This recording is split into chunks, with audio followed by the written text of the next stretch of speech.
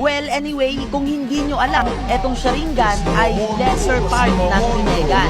Kumbaga, ito yung cut-off version ng Rinnegan. Example nga yung anak ni Hagoromo na si Indra.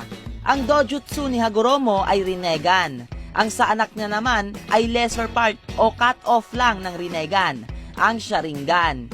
Kung hindi lang sana siya 1/4 Otsutsuki, malamang magagamit niya din yung Rinnegan. Kaso nga, yun, 1/4 Otsutsuki lang siya dahil 1/2 si Hagoromo. Anyway, kung iisipin mabuti, limited lang kasi yung nagagawa ng Sharingan. Wait lang, parang may mali, di ba? Kasi baliktad, para kasing Byakugan ang limited. Pero hindi limited ang Byakugan. Mas limited kasi yung Sharingan kung iisipin. Kasi, pag nagamit na yung abilidad ng Sharingan, example yung Amaterasu, Izanagi, Kamui, o Susanoo, yun na yun. Hanggang dun lang yung kapasidad ng Sharingan. Pero, ang Byakugan nga, tulad ng sinabi ko kanina, ay nakabase sa kakayahan at lakas ng user nito.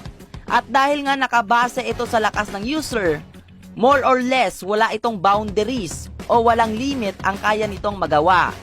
Gamit nga ng Byakugan ay kaya nito i-enhance ang iba pang abilidad ng user nito, tulad ni Kaguya. Kaya niya gawin ang Tsukuyomi gamit ng kanyang Rinne Sharingan. At combined nga ng Byakugan, mas lumalawak yung range ng kanyang Tsukuyomi. Kaya niya ilagay sa Genjutsu yung entire nation sa tulong ng Byakugan. Ibig sabihin, parang ina-upgrade ng Byakugan yung iba pang ability na kayang gawin ng user nito. Example, si Might Guy. Sa tingin nyo guys, anong mangyayari kay Madara if meron siyang Byakugan combined ng 8 gates niya? Siguradong walang taka si Madara at sureball na lahat ng tama niya ay nasa vital points dahil makikita ni Might Guy yung mga vital points ni Madara.